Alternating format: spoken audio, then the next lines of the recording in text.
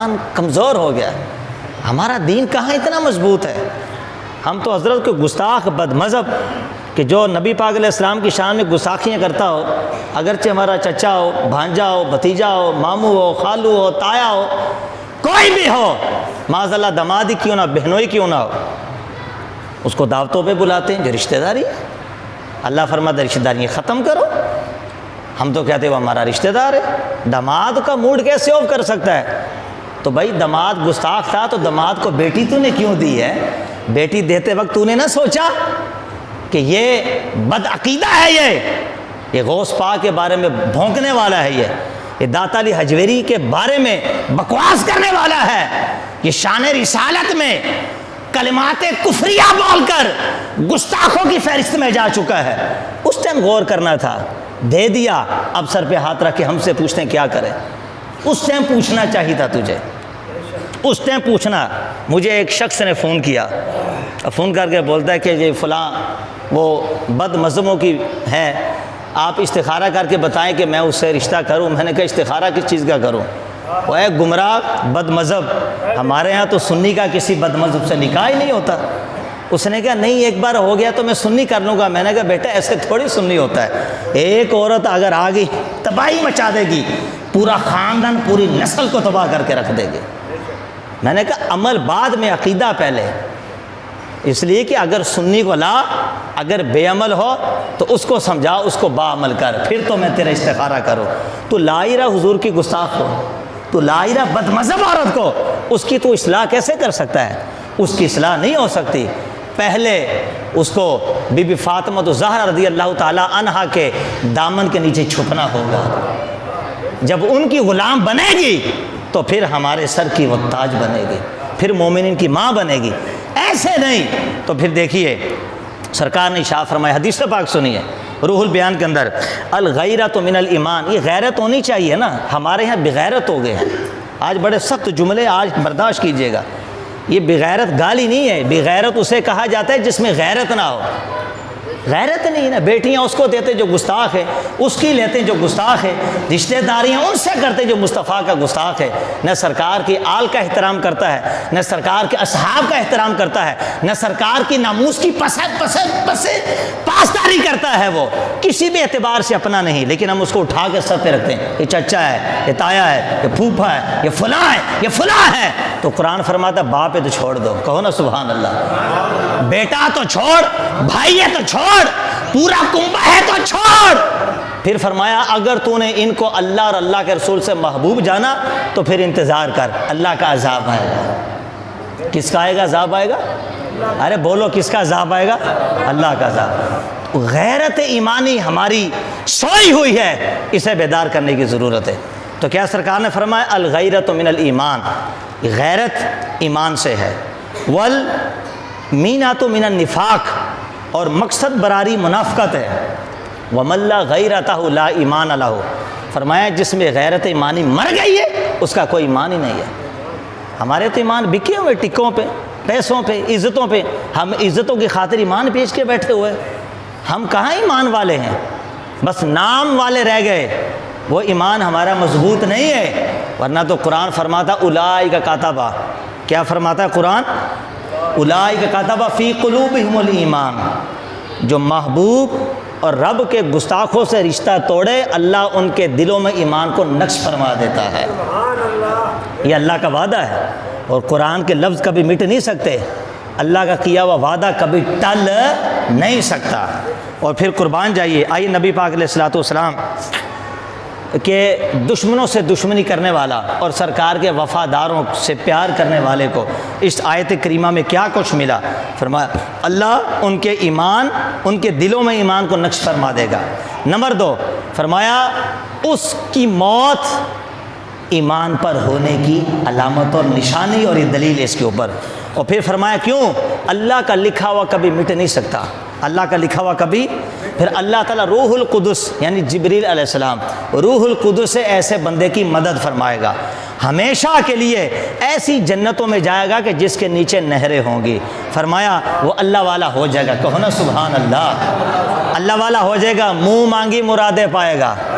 جو اللہ کے محبوب کا ہو گیا وہ اللہ والا ہو گیا، منہ مانگی مرادیں پائے گا۔ اور یہی نہیں، انتہا کر دی، فرمایا رب اس سے راضی ہو گیا، سمجھو رب سے راضی ہو گیا، وہ سمجھو رب سے راضی ہو گیا۔ اور پھر آگے جا کے اللہ نے سورہ مائدہ کے اندر آیت نمبر 5 میں ارشاد فرمایا یا ایھا الذین آمنوا لا تتخذوا اليہود والنصارى اولیاء بعضهم اولیاء بعض ومن يتولهم منکم فانہ منہم ان اللہ لا یہدی القوم الظالمین۔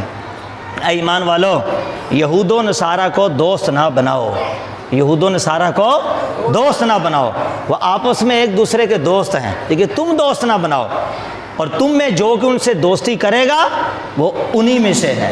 حدیث پاک ہے من تشبہ بقوم فہو منہ، جو کسی قوم سے مشابہت کرے گا وہ انہی میں سے ہے۔ تو یہاں تو فرمایا جو ان سے دوستی کرے، تعلقات کرے۔ آج پارٹنرشپ کی جاتی ہے، یہودیوں کے ساتھ مل کے کام کرتے ہیں، کافروں کے ساتھ مل کے کام کر رہے ہیں، ایسے بد مذہب بد عقیدہ لوگ کہ جن کے عقائد کفر تک پہنچے ہوتے ہیں، جن کے اندر سے کفر کی بو آتی ہے، ان سے دوستیاں کر کے کاروبار کیے جاتے ہیں، اور پھر انوائٹ کیا جاتا ہے اپنے گھر پہ، بچی کی شادی پہ، بھائی کی شادی پہ، وہ انوائٹ کرتا ہے تو گستاخ کے خوشی میں شرکت کی جاتی ہے، پھر پارٹیاں کی جاتی ہیں، کسی ہوٹل پہ جا کے بیٹھ کر کھانا کھایا جاتا ہے۔ یہ سب قرآن کی تعلیم کے خلاف ہے۔ کس کے خلاف ہے؟ وہ کہتے نہیں جی وہ یہودی ہے، وہ کافر ہے، وہ اپنی جگہ رہا، تو یہ تو قرآن بھی جانتا ہے، تو قرآن فرماتا دوستی نہ کر ورنہ انہی میں سے شمار ہوگا، تو انہی میں سے شمار ہوگا۔ اب آئیے ذرا شان نزول تو سنیے ذرا۔ جلیل القدر صحابی حضرت عبادہ بن صامت نے رئیس المنافقین عبداللہ بن ابی سلول سے فرمایا یہودی میرے بہت دوست ہیں، یہودی میرے بہت دوست ہیں جو بڑی شان والے ہیں، لیکن اب میں ان کی دوستی سے بیزار ہوں، میرے دل میں اللہ اور اللہ کے رسول کے علاوہ کسی کے لیے کوئی جگہ نہیں ہے۔ یہ کس نے کہا ہے؟ عبادہ بن صامت، یہ صحابی رسول نے۔ اچھا، جس کو کہا وہ رئیس المنافقین، وہ منافقوں کا سردار تھا، اس نے کہا کہ میں یہودی سے دوستی ختم نہیں کر سکتا، اللہ کے قرآن فرماتا ختم کرو۔ وہ کہتا ہے وہ چونکہ بے ایمان تھا نا، دل میں نفاق تھا، دل میں کفر تھا، اس نے کہا میں دوستی ختم نہیں کر سکتا کیونکہ مجھے پیش آنے والے حوادث کا اندیشہ ہے، مجھے ان کے ساتھ رسم و راہ رکھنا ضروری ہے تاکہ وقت آنے پہ وہ ہماری مدد کریں۔ نبی پاک علیہ السلام کو پتہ چلا تو سرکار نے فرمایا، عبداللہ بن ابی سے فرمایا یہود کی دوستی کا دھم بھرنا یہ تیرا کام ہے، عبادہ کا یہ کام نہیں۔ اس پہ اللہ نے فرمایا کہ یا ایھا الذین آمنوا لا تتخذوا اليہود والنصارى اولیاء، اے ایمان والو یہود و نصارہ کو خبردار اپنا دوست نہ بنانا، یہود و نصارہ کو اپنا دوست نہ بنانا۔ امیر المؤمنین حضرت فاروق اعظم رضی اللہ تعالیٰ نے حضرت ابو موسیٰ اشعری کو فرمایا کہ تو نے اپنا منشی نصرانی کو بنایا، عیسائی کو، اور فرمایا حالانکہ تم کو تو اس سے کوئی واسطہ نہیں ہونا چاہیے، تم کو تو اس سے کوئی واسطہ، اونچا بولی، تم کو تو اس سے کوئی واسطہ نہیں ہونا چاہیے۔ فرمایا کیا تم نے یہ آیت نہیں سنی؟ اور یہ آیت آپ نے پڑھ دی۔ صحابی کے سامنے آیت پڑھ رہے ہیں یا ایھا الذین آمنوا لا تتخذوا اليہود والنصارى اولیاء۔ انہوں نے عرض کیا کہ نصرانی کا دین اس کے ساتھ ہے، مجھے اس سے کیا پرواہ، جیسے آج نہیں کہتے بد مذہب ہے تو کیا ہوا، اس کا عمل اس کے ساتھ، اس کا دین ایمان اس کے ساتھ، مجھے کیا؟ تو پھر قرآن سے پوچھنا، قرآن کہتا ہے تجھے کیا، ہم تیرے اعمال برباد کر کے رکھ دیں گے، تجھے خبر بھی نہ ہوگی۔ تو گستاخوں کے ساتھ بیٹھتا ہے، اس کا مطلب ہے تیرے دل کے اندر وہ چیز نہیں ہے جو ہمیں مطلوب ہے۔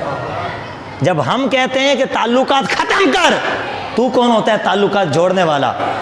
حضرت عمر فاروق اعظم صحابی رسول حضرت ابو موسیٰ اشعری رضی اللہ تعالیٰ عنہ کو نصیحت فرما رہے ہیں، تو حضرت ابو موسیٰ اشعری کہتے ہیں کہ اس کے لکھنے پڑھنے سے مجھے گھر سے منشی ہوتا نا جو حساب کتاب لکھتا ہے۔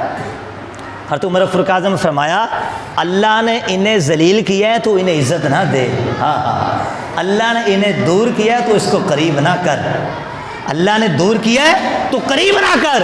حضرت موسیٰ اشعری کہتے ہیں کہ حضور بصرہ کی حکومت اس منشی کے بغیر چلانا میرے لیے دشوار ہے، مسلمانوں کے اندر ایسا قابل شخص کوئی ملتا ہی نہیں۔ حضرت عمر فاروق نے فرمایا اچھا اگر آج اس کا انتقال ہو جائے تو پھر تو کس کو منشی رکھے گا؟ اب وہ لاجواب ہو گئے۔ فرمایا کہ جس کو تو منشی بنائے ہوئے ہے، اگرچہ کہ تیری نیت درست ہے، تیرے دل میں اس کے لیے بغض اور دشمنی ہے کیونکہ اللہ اور اللہ کے محبوب کا دشمن ہے، لیکن اگر یہ آج مر جاتا ہے پھر کہاں سے منشی تو ڈھونڈے گا؟ تو چپ ہو گئے۔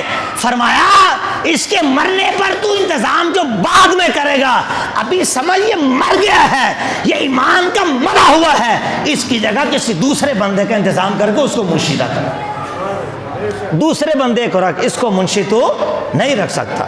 تو یہ فاروق اعظم رضی اللہ تعالیٰ عنہ کا دیکھو کیسا کنسپٹ تھا کہ جو رب نے قرآن میں فرما دیا اب اس کے خلاف کوئی کر نہیں سکتا، یہاں کسی کی آئیں بائیں شائیں نہیں چلے گی۔ اور پھر فرمایا یا ایھا الذین آمنوا من یرتد منکم عن دینہ فسوف یأتی اللہ بقوم یحبهم ویحبونہ اذلۃ علی المؤمنین اعزۃ علی الکفار۔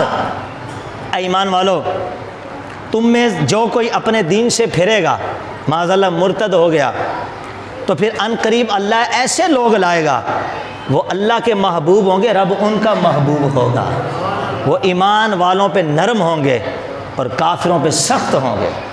یہ مومن کی صفت ہے۔ یہ کس کی؟ صحابہ کے بارے میں فرمایا نا رحماء بینہم، آپس میں رحم دل ہے، لیکن اشداء علی الکفار، لیکن جب کافروں گستاخوں کی باری ہے تو پھر ان سے زیادہ سخت تم کسی کو نہ دیکھو گے۔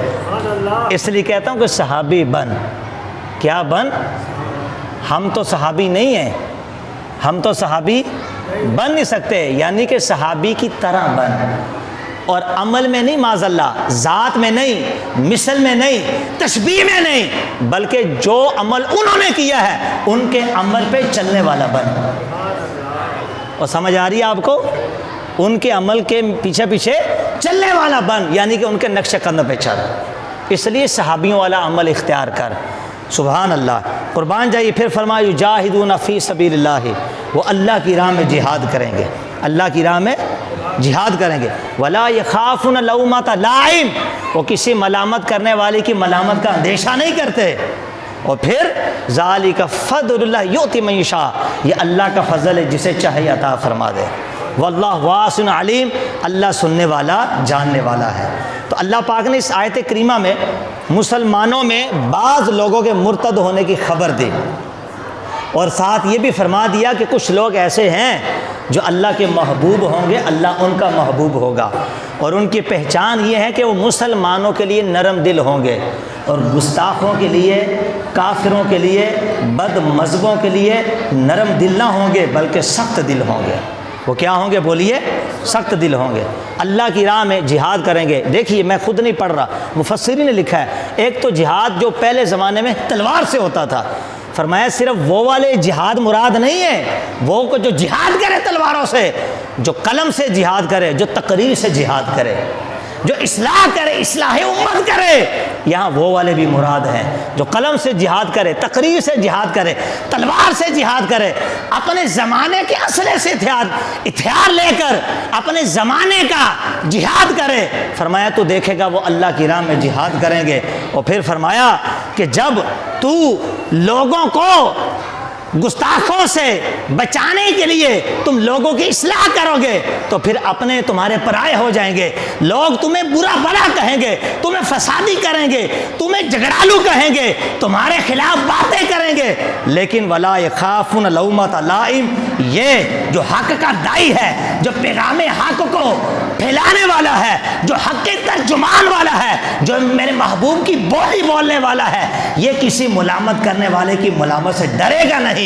کوئی اس کو جھگڑالو کہے، کوئی اس کو فسادی کہے، کوئی اس کے خلاف ہو جائے، یہ سب سے لڑنے کے لیے تیار ہے، لیکن اللہ کے محبوب کا وفادار ہے۔ یہ اس آیت کا معنی اور اس کا مطلب ہے۔ اور جس نے اللہ کے محبوب کی گستاخی کی، ولید بن مغیرہ، تو قرآن نے 9 اس کے عیب بیان فرمائے۔ کتنے؟ فرمایا وَلَا تُطِعْ كُلَّ حَلَّافٍ مَّهِينٍ، كُلَّ حلاف مہین ہماز مشاء بنمیم مناع للخیر معتد اثیم عتل بعد ذلک زنیم۔ فرمایا ہر ایسے کی بات نہ سننا جو بہت قسمیں کھانے والا، ذلیل، بہت تانے دینے والا، ادھر ادھر کی لگاتا پھرنے والا، بھلائی سے بہت روکنے والا، حد سے بڑھنے والا، گناہگار، سرکش۔ 8 عیوب بیان کر کے فرمایا وہ کہ جس کی اصل میں ہی خرابی ہے، جس کی یہ سرکار کا گستاخ تھا ولید بن مغیرہ۔ جب آیت اتری نا اور سرکار نے آیت پڑھی، ولید بن مغیرہ کو جب پتہ چلا کہ میں نے اللہ کے نبی کو انت مجنون کہا تھا کہ آپ معاذ اللہ پاگل ہیں، اور سرکار کے جب قلب مبارک پہ جب ٹھیس پہنچی، سرکار رنجیدہ ہوئے، تو محبوب خاموش ہو گئے، محبوب کا رب بول اٹھا۔ تو گستاخوں کے ساتھ سختی کرنا یہ کس کی سنت ہے؟ خالق کائنات کی۔ اونچا بولو، کس کی سنت ہے؟ خالق کائنات کی، اللہ کی سنت ہے۔ 8 عیب بیان کر کے 9واں فرمایا تو ہے ہی حرامی، تو کیا ہے؟ تو والد زنا ہے، تو اپنے باپ کا نہیں ہے، تیری اصل میں خرابی ہے۔ جب اس نے دیکھا نا کہ 8 عیب تو میرے اندر ہیں، 9واں عیب اپنی ماں کے پاس چلا گیا۔ کہاں چلا گیا بولیے؟ تفسیر ساوی جلد 4۔ ایسے بات نہیں کر رہا منبر رسول پہ بیٹھا ہوں، جھوٹ پہ خدا کی لعنت ہو، دکھانے کے لیے تیار ہوں۔ اپنی ماں کے پاس گیا، کہا یہ 8 عیب تو میرے اندر ہیں، یہ 9واں عیب یہ تو جانتی ہی کہ میں کون ہوں، میں حلالی یا حرامی ہوں، میں کیا ہوں، اگر نہیں بتائے گی تیری گردن اڑا دوں گا۔ ولید بن مغیرہ ماں کے پاس گیا، ماں نے کہا تیرا باپ نہ مرد تھا، مرنے کے قریب تھا، اور وراثت میں بڑا کچھ چھوڑ کے جانے والا تھا۔ میں نے سوچا اولاد تو پیدا کر سکتا نہیں، اس کی جائیداد لوگ کھا جائیں گے، تو پھر میں نے کیا کیا، ایک چرواہے سے منہ کالا کیا، پھر تو جیسا لانتی نیچ پیدا ہوا۔ یہ تھا محبوب کا گستاخ۔ کس نے کھولا اس کا پردہ؟ خالق کائنات نے۔ کس نے کھولا ہے؟ اس لیے فرمایا گستاخو اپنی زبان بند رکھو، میں ستار ہوں، عیوب ہوں، میں پردے ڈالنے والا ہوں، لیکن جب باری میرے محبوب کی آئے گی پھر پردے چاہ کرنے میں دیر نہیں کروں گا۔ پھر چاہے وہ مکے میں رہنے والا ہو، مدینے میں رہنے والا ہو، عرب و عجم کے رہنے والا ہو، اگر میرے محبوب کے بارے میں بھونکے گا تو میں اس کے رات کے عمل بھی لوگوں کو دکھا دوں گا، اس کی اصل بھی بتا دوں گا، یہ کہاں سے نکلا، کیسے پیدا ہوا، کہاں رہتا ہے، کیا عمل کرتا ہے، سب کچھ کھول کے لوگوں کے سامنے بیان کر دوں گا۔ یہ اللہ کر رہا ہے، تو گستاخوں کے لیے سختی کرنا یہ خالق کائنات کی سنت